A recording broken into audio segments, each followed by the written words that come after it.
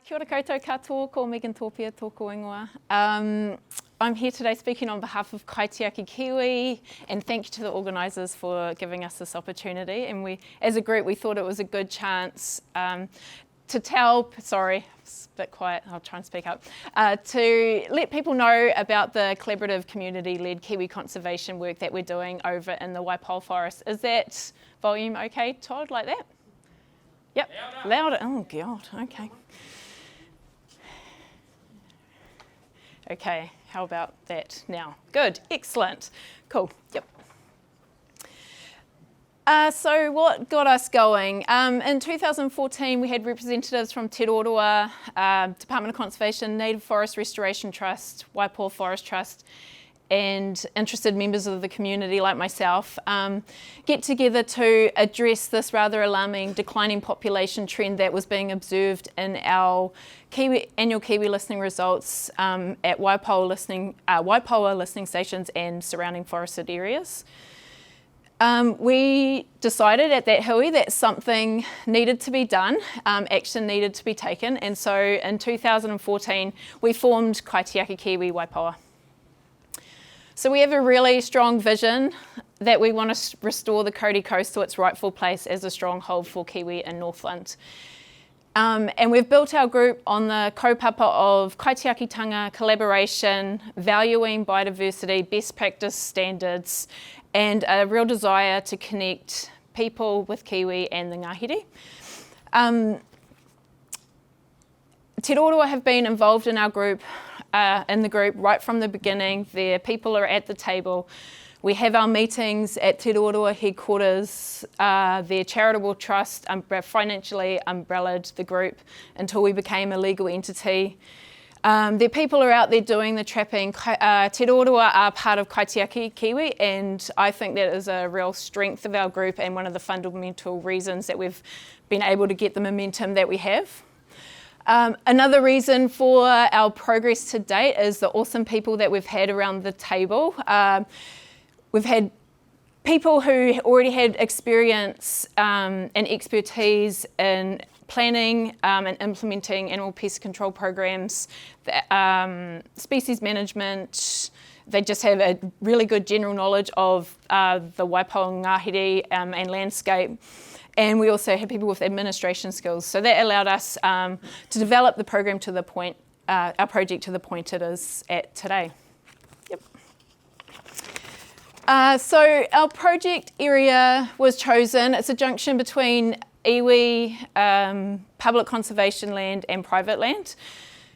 There was already existing predator control happening in the area by the Department of Conservation and Waipoua Forest Trust. And despite the declining population trends, we still had relatively good number of Kiwi from which to build on. So our first focus area was here in Cell 1, which is a bit hard to see, but the pink area with the horizontal lines there.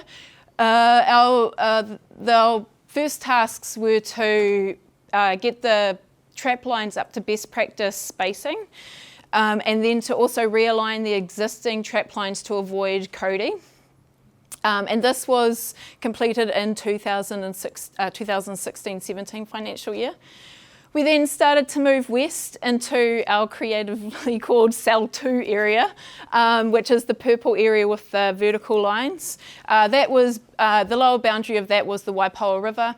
And that was completed by the end of, by October 2018. From the end of 2018 to present, we have started moving further to the coast with the funding that we have through the Dot Community Fund, and have put trap lines in the green area, which is what we refer to as above the ford, and in the purple area, which we refer to as below the ford. And then in our final year of Dot Community Fund funding, we have funds to put trap lines in the blue area up the top there. So as we move west, we are going into areas we know have lower Kiwi numbers, but we saw advantages moving west instead of going east deeper into the forest just because of the access, that it would provide buffer trapping into the forest, capturing pests before they even get there. Also that we would be protecting other species, particularly coastal species, dotterels at the Waipoua River mouth, but also wetland bird species as well.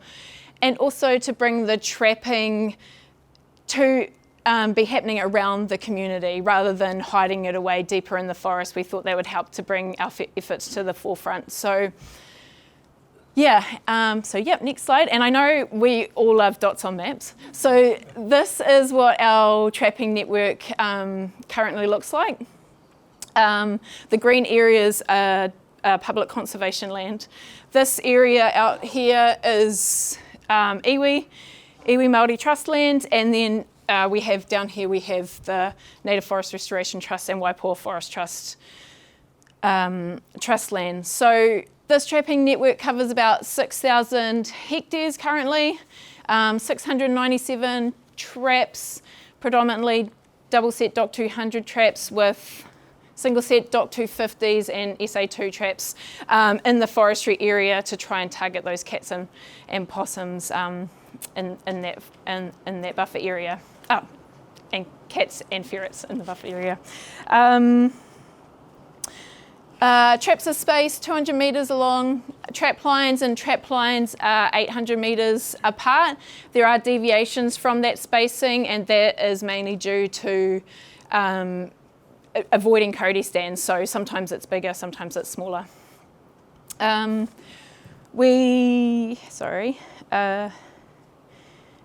Traps are checked fortnightly from October to March, and then monthly from April to September.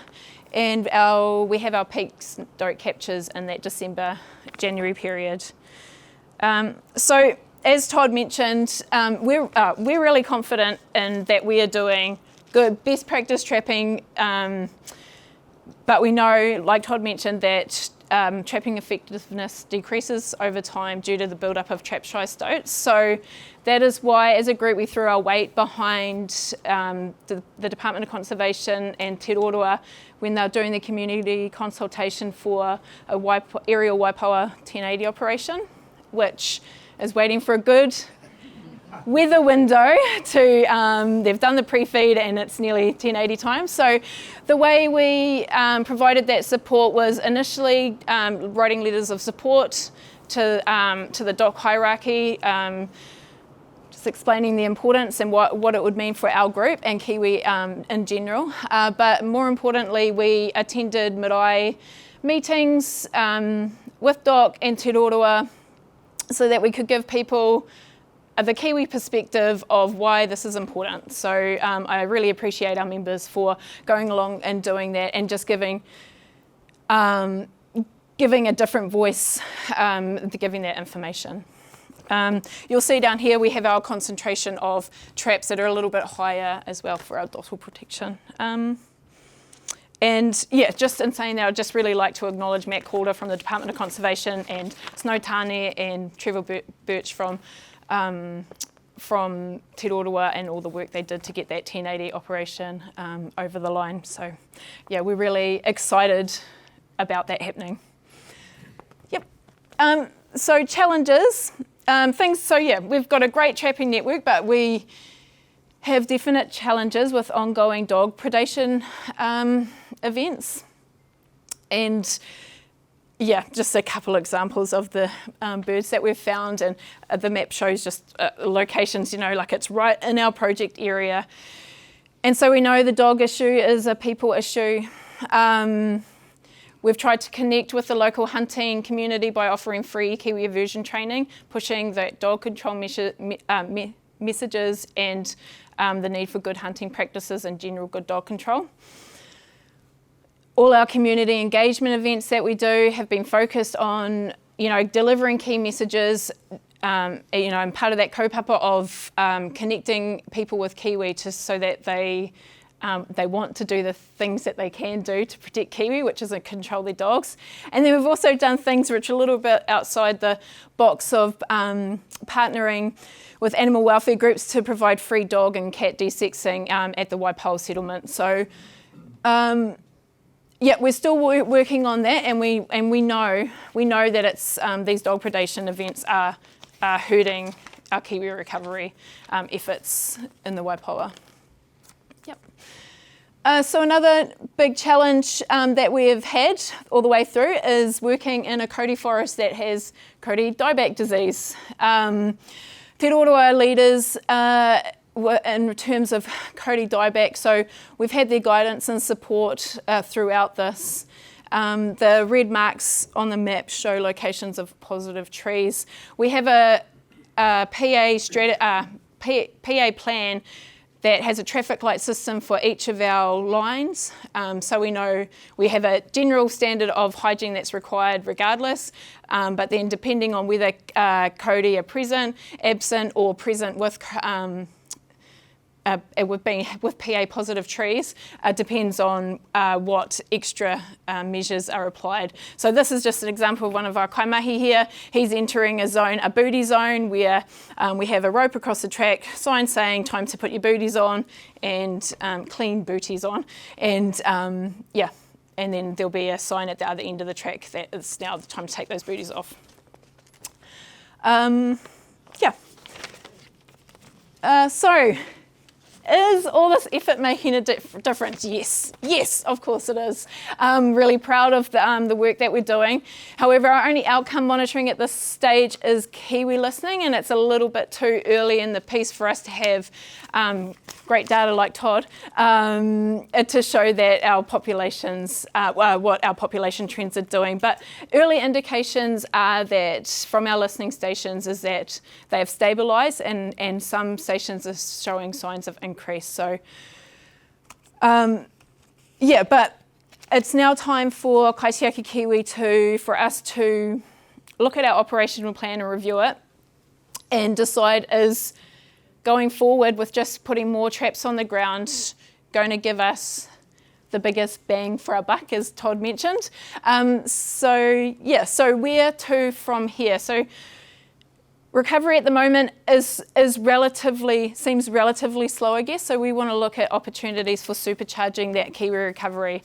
The aerial 1080 operations that have happened in Waipoua have been really sporadic.